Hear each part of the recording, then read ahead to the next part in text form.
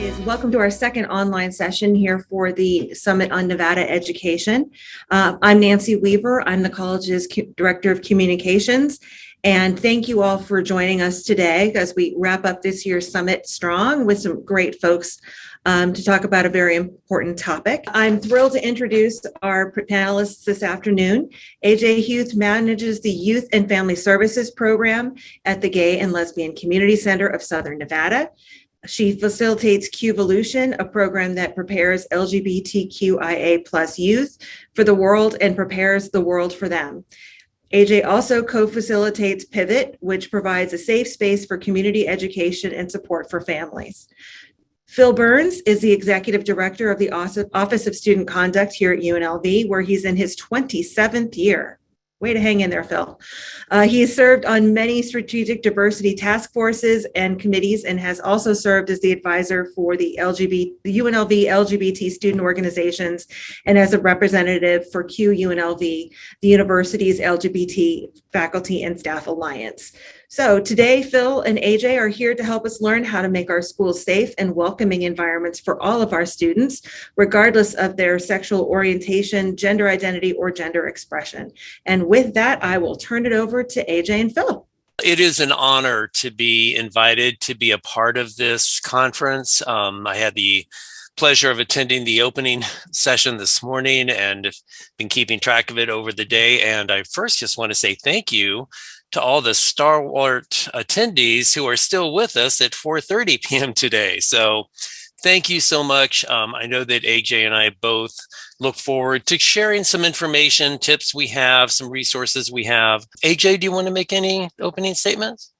Yeah, I agree with everything that you said. I really appreciate being asked to be here.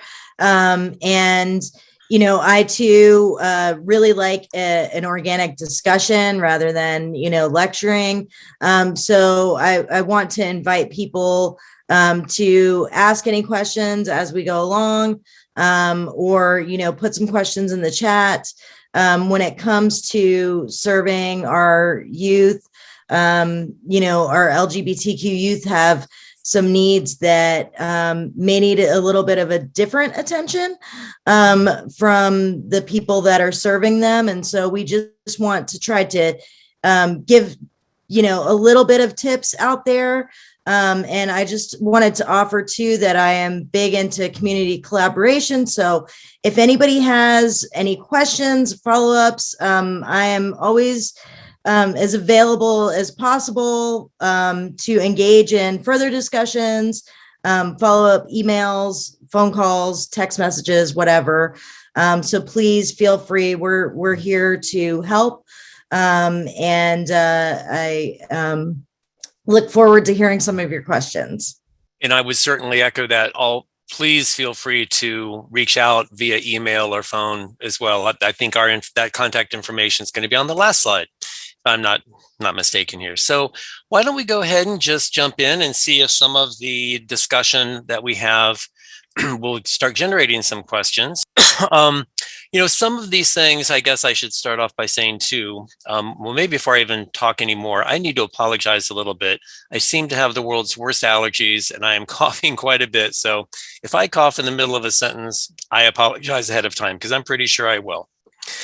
So, I think that as we share this information, particularly for folks that were probably attracted to this session to begin with, I don't think that you'll find that any of this is rocket science. I think a lot of this is, again, some available information, maybe things you've heard before, maybe things that just bear a reminder. I know this morning's session, somebody was talking about preaching to the choir. And the only thing I like to add to that is that even the best choirs need practice and rehearsal. So I like to still share information, even if it may not be the first time you've heard it. So here are just a couple tips for supporting LGBTQIA youth. And honestly, I think this applies both. Well, I think it actually applies just K through 20 education. I think, while there's particularly some youth-oriented things, certainly all of these can be applied to anywhere. And one of the first is, as you can see, is posting a safe space sign. I think most of us probably know what a safe space sign is. It would be, some sort of a visual marker so individuals can see that you are a welcoming, supportive individual should someone want to come and talk to you, ask a question, anything such as that. I know UNLV over the years has actually had a variety of space-based training programs, which leads me to a comment on this, in that, with having safe space signs, I'm a believer that while you may be willing to do it, that means that you probably also want to take some adequate time to prepare. There are different trainings, there are different pieces of information that you want to make sure that you do, prepare yourself and gain as much information as you can, so you can effectively refer students, or so certain things that maybe you weren't expecting don't come at you from a different angle, and so you're basically in the best position possible to have that positive, welcoming, inclusive conversation with whoever may show up at your door. So again, I think safe space signs, there may be different training. I'm going to talk a little bit down at the bottom of this slide. There may even be some professional development opportunities around safe space training within CCSD. Again, I know UNLV has offered many different types, and I would be surprised if there are some community agencies that don't also offer some safe space training.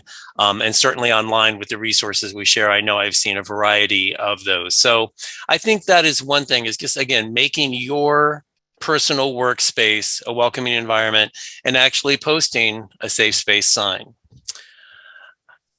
The second with that is either starting or supporting an LGBTQIA organization at your school. When I was doing some of the research, I just had START, but I realized, hey, some of our schools probably already have these, and good for them. But again, I think the more that whatever role we play, we could be a teacher, an administrator, any of the other myriad of staff that are at all of our different institutions, whatever we can do to show support for those student organizations. Many of them may need an advisor. Many of them may just need someone to support an activity that's coming up. If they have a visibility table at some point or doing some display, make it a point to drop by and just say, hey, thanks for being here. This is cool. This is interesting. Those little things go a really long way. I have found just when somebody takes the time to say, hey, glad you're here. Is there something that I can do to support or help? So again, you might want to check into, does your school have an LGBTQIA organization? And if so, how can you support it? If not, I would say, particularly again in the high schools, I can't imagine, and probably even the middle schools now, I can't imagine the ability to start something like that is becoming easier really as time passes up. Now, the third one, honestly, I think this is probably beholden of every person just as an American citizen, but we're here talking to you as educators today. So it's one thing to already do the two things I mentioned. It's another thing to do some of the things I'm going to mention before, but literally, I think each one of us could probably find a time in our experience where we have observed, if not directly experienced. It could be a comment, it could be a joke, it could be a post, it could be any number of ways in which somebody maybe is visiting homophobia, transphobia, or really any sort of bigotry on another. And it could be an individual, it could be a group. And particularly in our positions as educators, I think it's imperative that we don't lose that opportunity of stepping in and addressing it and standing up against it. Now, granted, there's a wide variety of ways to appropriately and effectively do it, depending on what the setting is. But I think that having grown up in the environment and culture I did, which is back in the Midwest, let's just say several decades ago, there could have been supportive individuals nearby that maybe didn't approve of what was happening, but unless they stood up and took a role and came over and said, hey, that's not okay, their silence almost was an implicit permission. Being a silent bystander sends a message of implicit permission. And so if we do want to be supportive, and really this goes beyond LGBTQIA plus youth, but it really is just a matter of when we see the bigotry and hatred happening, it's everyone's role to step in and just say, hey, that's not okay. That's not what we stand for here at wherever you're at.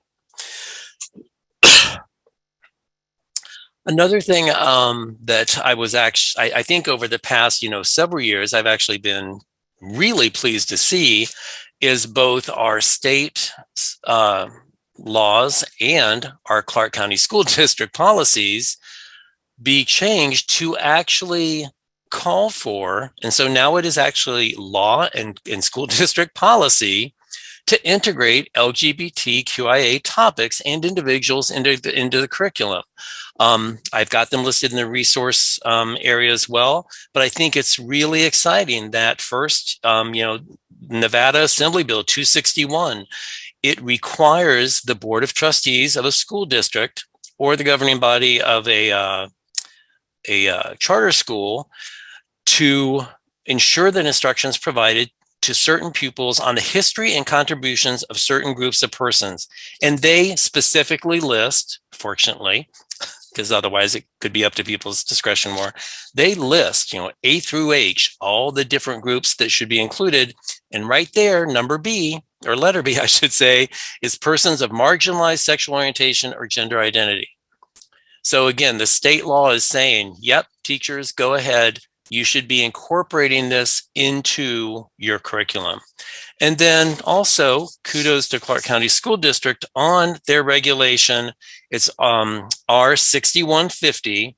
And that, basically, well, it's a big regulation. If you haven't already accessed it, honestly, you could Google just those two things I just mentioned and they'll come up.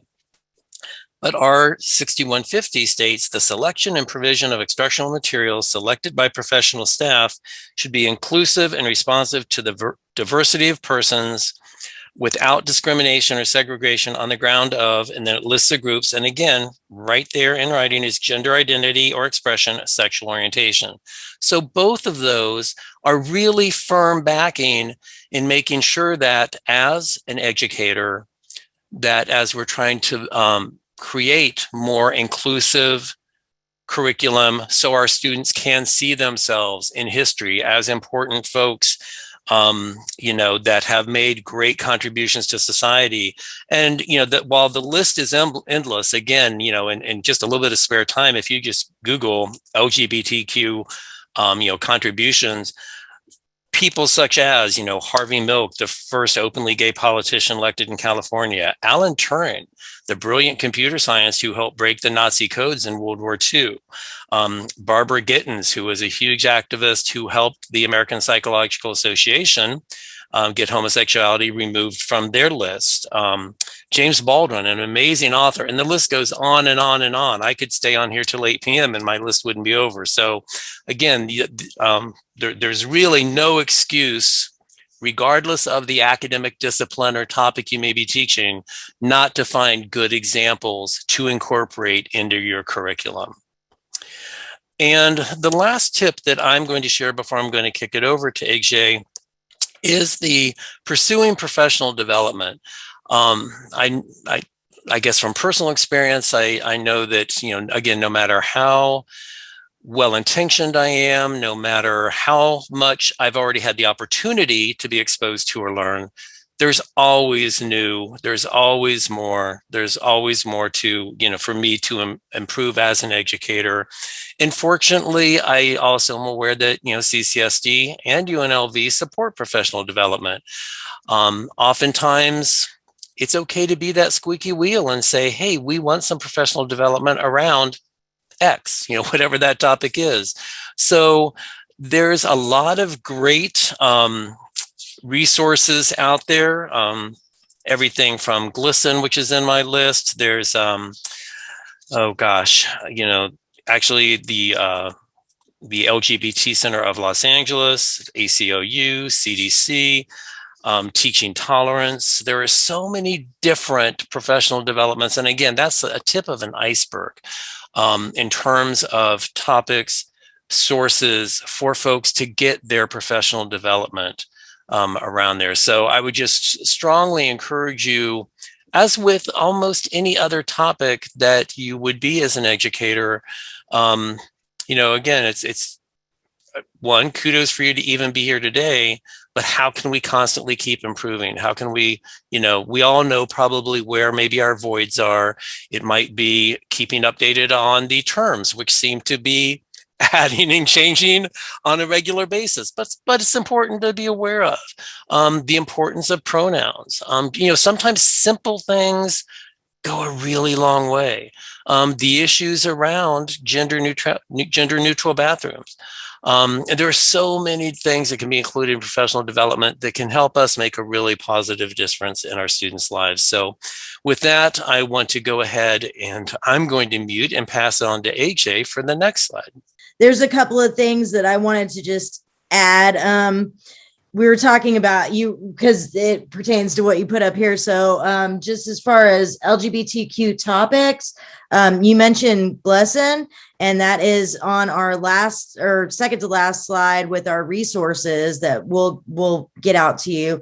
But it's GLESN. They actually have curriculums for teachers at different grade levels. And some of them include, stories about important people in history or just stories of individuals. When it gets down to even elementary education, it's more about how, some people are different and that's okay. And so there's also great resources in there on, how to help support starting a GSA, which is usually the clubs that are in high school and middle schools. It's Gender Sexuality Alliance is what I think it refers to now. Those are student run, but they do need a teacher or administrator to support them and get them going. So that's a great resource. You're talking about professional development. Yes, there are a lot of things out there. I just wanted to mention also that at the center, we have an advocacy training program. It's 60 hours, so it's a big time commitment. But we are the only nationally certified training for victims advocacy that is LGBTQ focused. So if you want to learn more about not just LGBTQ people and how they are affected differently, when it comes to, victim services, things like that, but also about different cultures. That is a great training to take. Our next one will be at the end of January. And then one other thing that I wanted to mention is I put in the chat, We Are Everywhere. It's a great book. So much of our history has been lost. It sometimes comes down to word of mouth, and there's not a whole lot documented because we had to be underground for so long. And so that is the best book that I've found so far that is so inclusive and goes back for a period of time, just to give people an idea of where we come from, where this community originates from, and kind of like the path that it's taken us to get to where we're at now. Okay, so some other tips, as Phil mentioned, using correct pronouns, and also how the language is changing, and the landscape of young people understanding their sexual orientation, gender identities may be different. That's happening a lot earlier. I think part of that may be due to more acceptance, but also more information being out there. And so people are noticing that maybe there's something a little bit different about them, and they're exploring that a lot earlier. With that early knowledge of gender identity or sexual orientation, We are also seeing more bullying with younger kids, more of those maybe negative coping behaviors, such as, self-harm, cutting, things like that. And a lot of that comes from just being, bullied and not feeling validated as who they are as a person. And so using those pronouns can be so important in making somebody feel seen and validated for who they are. I've seen it when people come into my group and parents will bring their kids in and they're like, this is Sally, she. And I'm looking at this kid and I'm thinking, I don't know if they identify as Sally with she pronouns. And as soon as the parents leave, we start the group and I, let everybody know that they can use whatever pronouns. They can even try on different names to see what feels right for them in our group. And so that kid will be like, oh, so I can go by Dane, he, him. And I'm like, yes, absolutely. And you can just see their whole, body language shift. And that kind of thing can be so important and crucial in preventing some of these negative effects that happen in our community, such as being kicked out and being homeless, or having substance abuse issues, or the suicidality rate is through the roof. And that's one little thing that, just somebody seeing you and validating your existence can be a big help. Provide a list of resources somewhere visible in your class. And this is something that QR codes are coming back. They were a thing for a while and then they went away and now they're back. I think it's because it's easier. You don't have to have a special app to utilize them anymore. You just put your camera and your phone up to it and it just pops up the information. We've been utilizing this in our center, putting up QR codes to get people links to different information. And it's something that you might even be able to kind of do inconspicuously. Just kind of take a picture as you're walking out the door to get those resources. So that is something that you could do. And I also just want to caution too, couple of years ago, well, it's been many years ago now, at Arborview, I was at Arborview High School and I was talking to the GSA there. And they had mentioned that that there had been a campaign the previous year to put rainbow flag stickers on classrooms, but then some of the teachers left or they got assigned different classrooms. And the teachers that were in there were not necessarily friendly teachers. So just if you do put up signs and stuff like that, make sure that when you leave, if you just take that stuff down, because you don't know who's going to be in there after you. And maybe, have a couple more things Phil had mentioned, gay icons, right? Having some pictures of some of those folks in the classroom even can be a sign of oh, hey, some people feel uncomfortable talking about sexual orientation, gender identity, especially when the kids get younger.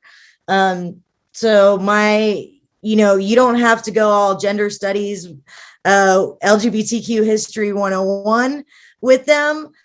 Just keep it simple, I put some examples on here. Yeah, Lila has a girlfriend, some girls have girlfriends and some girls have boyfriends, some boys have boyfriends. Things are very gendered in our society. We have a 5-year-old granddaughter and, I don't know where this comes from, but she is very, she's been with us a lot of her life. And she is convinced that, pink is for girls. Any primary colors are for boys. She doesn't want to have anything to do with them. She will not wear blue. Anything that's a primary color, that's for boys. So we try to explain to her, well, boys can wear pink and girls can wear blue. And when she looks at the way that I dress and the way I present myself, it kind of makes her shake her head a little bit because she's like, not sure, are you a boy or a girl? But trying to get some of those things, like kind of downplay that stuff a little bit. We go, yeah, look, and this guy's got on nail polish. Isn't that cool? And she's just kind of like, not sure about that, but it's just, it doesn't have to be a thing. If we don't make it a thing, it won't be a thing. Right. So just keep it simple. And stand up for your students that are being bullied or teased. You set the tone for the environment of your classroom.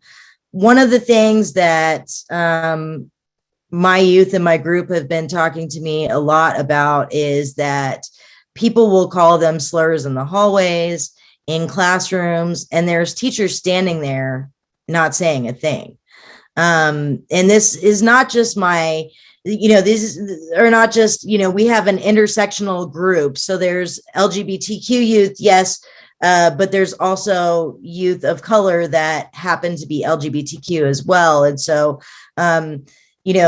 people are making slurs based off of their gender identity, sexual orientation, but also their race or their color. And, and seeing nobody do anything about it. Nobody's standing up and saying anything. Even for sometimes just hey, like that's all you got to do. And that's all you got to say. If you have that kind of presence, be like, no, that's not okay. And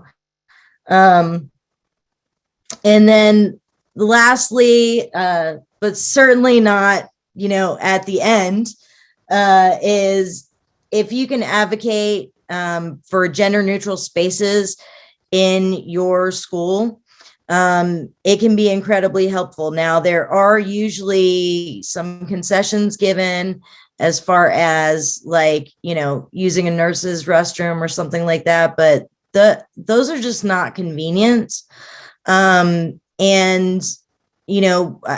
What happens a lot of times is kids will just hold it. And so they'll go all day without eating or drinking, just to not have to go to the bathroom, because it's so uncomfortable. And so that can cause a whole host of problems. But also living in the desert, it's not a good idea to not drink water all day. So, anything that you can do to advocate for convenient gender neutral restrooms. And this, again, this whole bathroom thing, the whole narrative around it comes down to evil transgender people. And, if you take away that aspect of it, gender neutral bathrooms are really helpful. First of all, we have gender neutral bathrooms in most of our houses, right?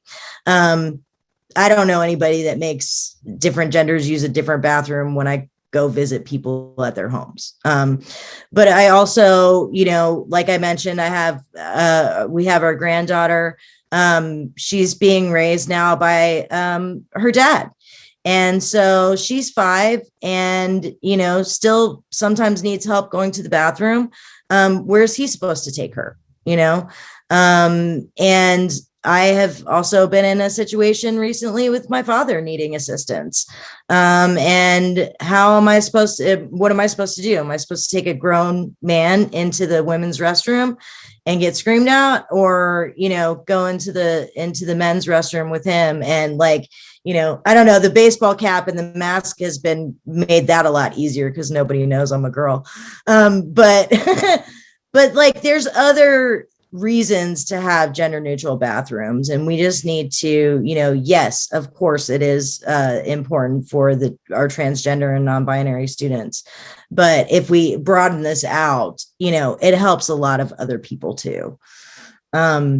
So that's about all I have. If I could, I just want to tag on to that last point too. While it's not where we need to stop, UNLV did start, and this past, with the pandemic, I guess it was 2 years ago now, feels like last semester, we changed all of our single-use bathrooms to gender neutral. So now pretty much almost every building on campus has at least one or two, because like, kind of as AJ said, and that was one of the early discussion points, is like, well, why not? Yeah, our homes, are all gender neutral. So every single use bathroom on a campus is now gender neutral.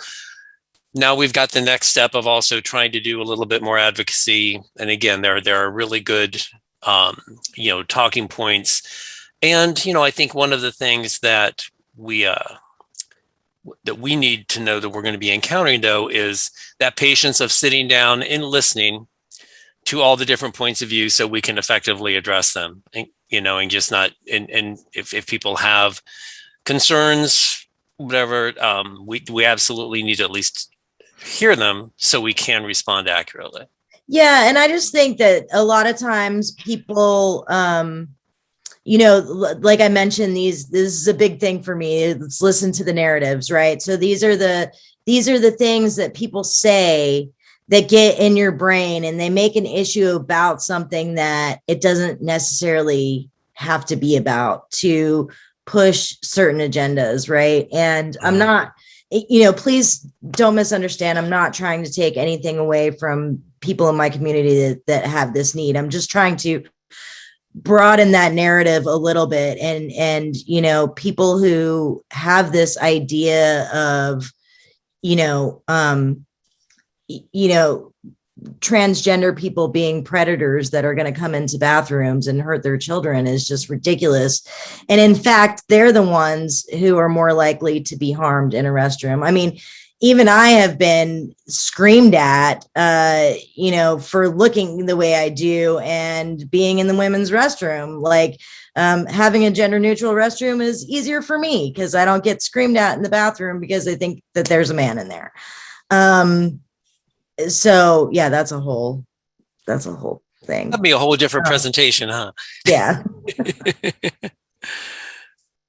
Oh, but it looks like Nancy posted a question in the chat.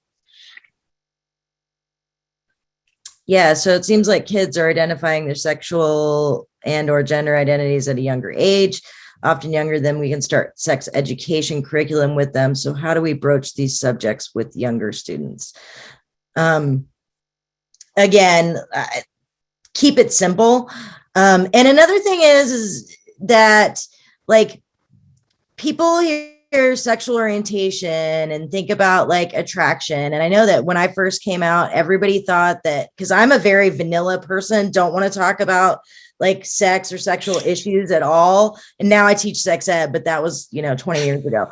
But like, all of a sudden after I came out, everybody wanted to tell me all their stuff, all the freaky stuff that they've ever done in their life. And I was like, hey, I'm still the same person I was yesterday. Like, and so we get this like, kind of stereotype of being deviant and freaky. And like, so when you have the word sex in there, people go, oh, and, so like, look at the curriculum that GLSEN put out. We talk about, things like, it's not even about like having boyfriends or girlfriends. It's just having, different, that diversity is good, that it's a good thing. And some people like pink and some people like yellow, and, that's okay, because if we were all the same, it would be a boring world. One of the activities in my sex ed class actually is just about personal identity in general. So like, what can people learn about you by just looking at you? So the kind of clothes that you wear, the jewelry that you have on. And then if they get to know you a little bit better, they might learn that, you're into certain types of music, or you like this genre of movies. And if they get to know you a little bit more, they might find out your, place in your family and things like that. And so it's just about like, everybody has an identity. Everybody, has a sexual orientation or gender identity, and it doesn't have to be other, that this one is normal. So we're only going to focus on these, just kind of keep it simple, age appropriate, talk more about identities and joining and caring about each other and those kinds of messages. Right. I think one thing I'd like to add to that too, is that, the age appropriate part, especially because for a while, my husband, who's been in the Clark County School District for a very long time now, at one point was an elementary school principal. And, over the time he had several students that came out either as gay or trans.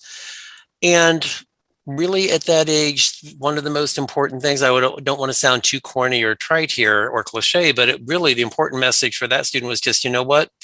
If you just be yourself, you are loved and accepted and welcomed here regardless.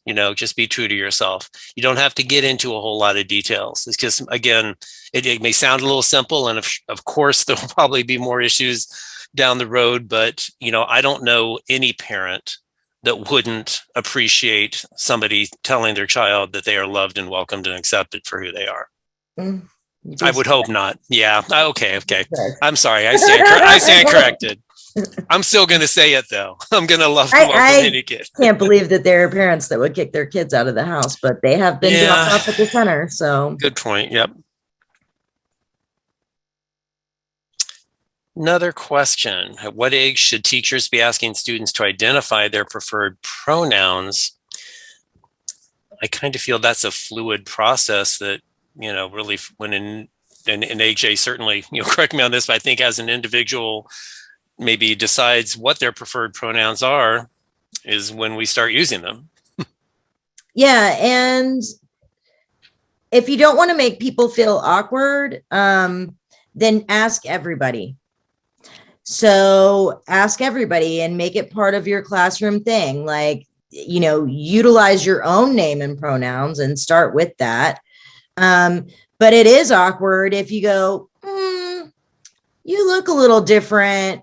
What pronouns might you use? But not ask somebody who maybe looks like their gender and gender identity and everything align, right? So like I said that wrong. But anyway, people who do not identify their identity, you know what I mean? It's awkward if you ask people that, look different, what their gender pronouns are, what their pronouns are. So ask everybody. And if they tell you what their pronouns are, use them. I don't care what it says in the system. In your class, you can use the pronouns that you want. You can use the name that you want. It's not hard. I do it too. We have legal names. We have their names that they use. It's not difficult. It really isn't. And, even in my groups, like they'll change their names. And so it was this name this week and next week it's that name. And like you just roll with it. So, AJ, do you want to also respond to the they, them question? Do you see that one? I didn't see it. It says, help me with they, them. I have a student in my college class who identifies as such. I tend to call that person by that person's name because I'm concerned about messing up, but I'd like to try to use them as you said. Don't use their name over and over again. That's super awkward and they know what you're doing. So this is my example. We use they, them all the time. If I wake up in the morning and the floor is flooded, I tell my wife, hey, the floor's flooded. I called the plumber. When they get here, I left them a check, and so why I'm using they, them, right? So you know how to do this. I left them a check. It's on the table. Let me know when they get here, right? Because we don't know if the gender of the person that's coming to fix the pipes, right? And so, people, I think, get really intimidated by using they, them pronouns. Just practice. And if you get it wrong, apologize and move on and try to do better. But if you don't do it, if you don't try, and you just use their name over and over again, they're going to see right through that. And, and that sends a message, and it may not be the right message, because it may be, okay, they may be thinking like, they don't want to offend me, but they're not buying in to use my pronouns either. And so I know that personally, I have a tendency to take things very personally, and when they aren't personal necessarily. But not personally, but like internalize things or wonder like, why did that person act that way? And kind of analyze that myself. And so,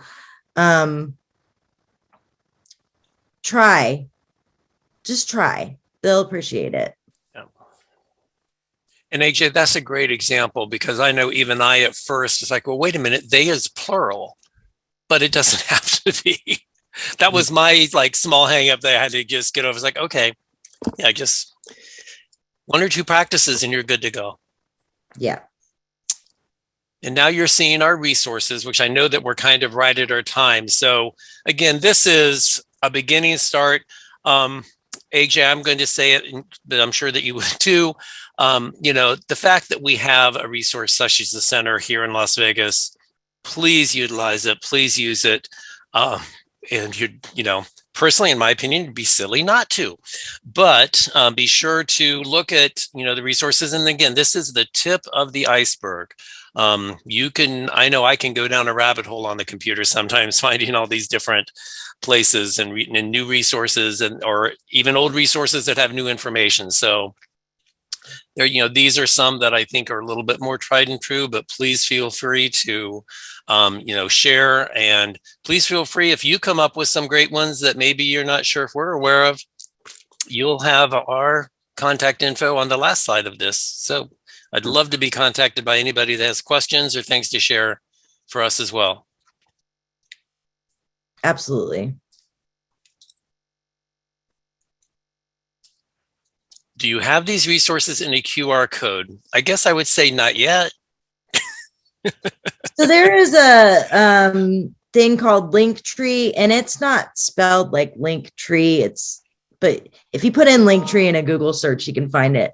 But you can put links to a whole bunch of different resources and then create a QR code. Just go online, Google QR code generator, and a whole bunch of free ones will pop up. Then you can put the link to your Linktree in there and have all the links that you find, all your resources on there. But this got me thinking I should probably create one just for people to use.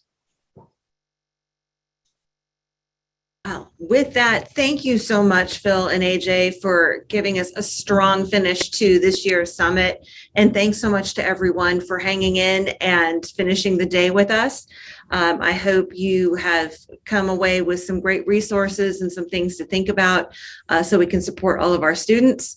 Thank you very much. And we will hopefully see you at another summit soon.